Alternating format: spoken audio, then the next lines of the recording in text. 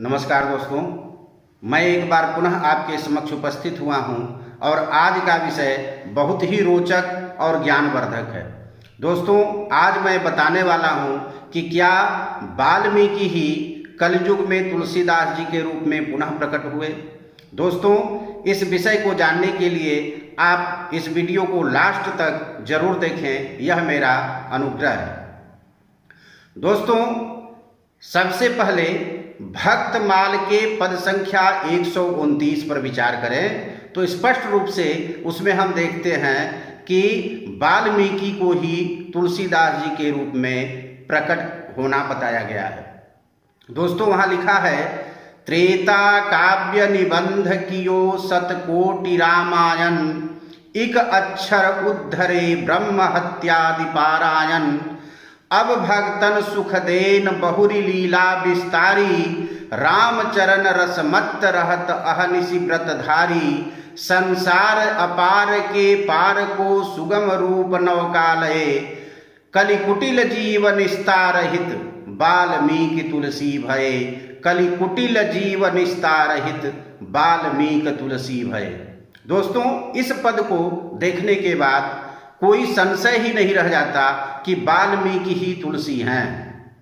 किंतु अगर तुलसीदास जी की बात हो और तुलसीदास जी के रामचरितमानस से यदि कोई प्रमाण न प्रस्तुत किया जाए तो बात अधूरी सी लगती है। दोस्तों, इसके पहले एक और प्रमाण के रूप में आप जानते हैं कि जब तुलसीदास जी का जन्म हुआ तो जन्म लेते ही उन्होंने राम शब्द का उच्चारण किया, जिसके कारण उनका बचपन का नाम राम बोला रख दिया गया।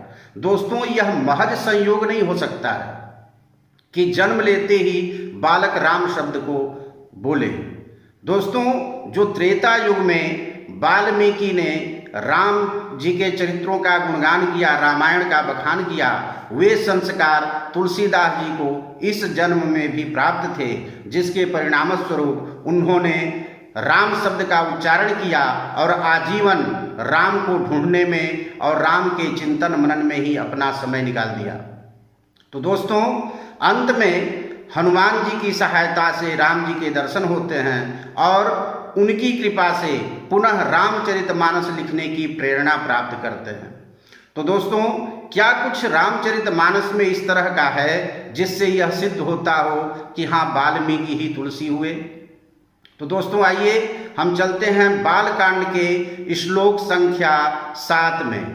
वहां स्पष्ट रूप से कहा गया है कि नाना पुराण निगमागम सम्मतम यद रामायणे निगदितं क्वचिदन्यतोऽपि, स्वान्तः सुखाय तुलसी रघुनाथ गाथा, भाषा निबद्धमति मंजुलमातनोति।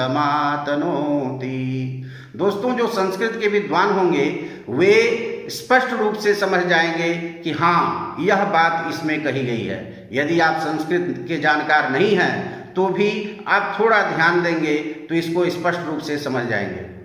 इस श्लोक में कहा गया है, तुलसीदास जी कहते हैं कि अनेक पुराणों में, वेदों में, तंत्र ग्रंथों में और अन्य आदि शास्त्रों में जो बातें कही गई है, मैंने रामायणे निगदितम, रामायण में मैंने कह दिया है।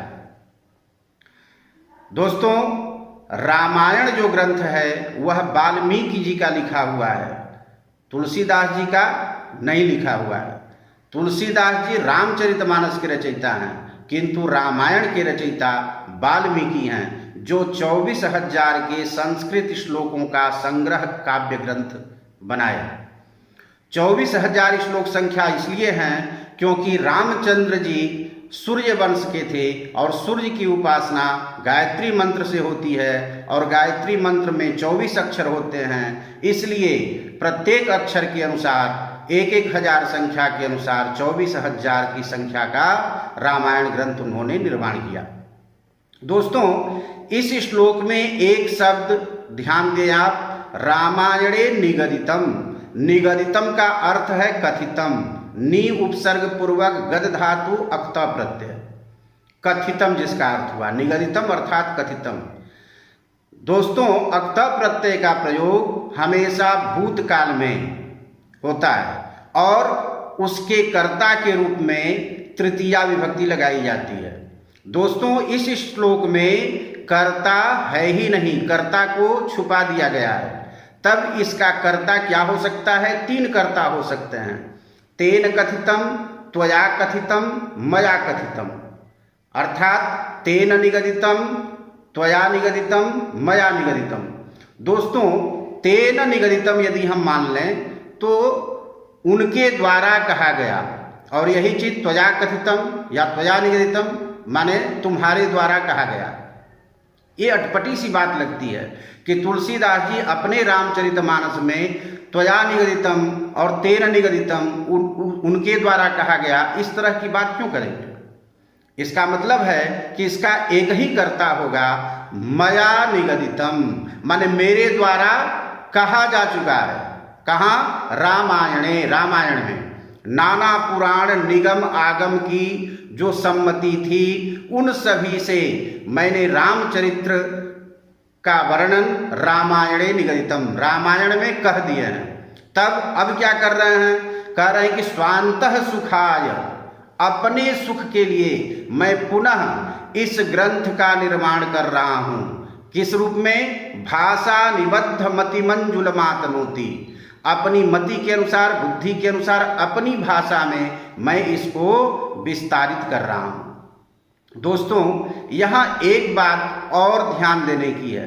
तुलसीदास जी कहते हैं कि स्वांतः सुखाय तुलसी रघुनाथ गाथा। रघुनाथ का गाथा, गाथा ग्रंथ जो होता है वह काव्य की ही एक विधा है। दोस्तों, गाथा जो ग्रंथ है वह जैसे वीर गाथा, शौर्य गाथा या महाराणा प्रताप गाथा, गाथा एक काव्य की विधा है, वह जिसमें कि कोई वीर रस का, शौर्य रस का या अन्य किसी रस का वर्णन किया जाता है। आप जानते हैं कि वीर शिवाजी के ऊपर लिखा गया कवि भूषण का शौर्य गाथा है। इसी प्रकार महाराणा प्रताप के ऊपर लिखा गया शौर्य गाथा है। जयदेव के द्वारा लिखा गया गीत गोविंद भी गाथा ग्रंथ है। तो दोस्तों, जो तुलसीदास जी ने रामचरितमानस का निर्माण किया है, वे स्वयं कहते हैं कि ये रघुनाथ गाथा है, अर्थात गाथा ग्रंथ है। जब इसकी रचना पूर्ण हो गई और इस पर शिव शंकर के हस्ताक्षर हो गए सत्यम शिवम सुंदरम के रूप में, तब सभी विद्वानों की सहमति से इस ग्रंथ का नामकरण रामचरितमानस रखा गया, क्योंकि इसमें राम के चरित्रों का ही वर्णन था। और मानस इसलिए कि तुलसीदास जी के मन में जो बातें थीं, वे अपने सुख के लिए जो बातें बताईं वही इस ग्रंथ में थे, इसलिए रामचरितमानस हो गया। पहले तुलसीदास जी ने इसका नामकरण किया था रघुनाथ गाथा, अर्थात यह गाथा ग्रंथ था। दोस्तों, आज के वीडियो में मैं इस बात को लेकर उपस्थित हुआ हूँ। इससे स्पष्ट हो गया कि वाल्मीकि ही तुलसीदास जी के रूप में पुनः अवतार लिए और रामचरितमानस गाथा ग्रंथ था, जिसका नामकरण बाद में रामचरितमानस किया गया। दोस्तों, आप यदि मेरे बात से सहमत हैं और यह वीडियो आपको अच्छा लगा तो आप वीडियो को लाइक करें और हमारे चैनल को जल्दी से जल्दी सब्सक्राइब करें, ताकि मैं इसी प्रकार का वीडियो आपको भेजता रहूं। आपका बहुत बहुत धन्यवाद।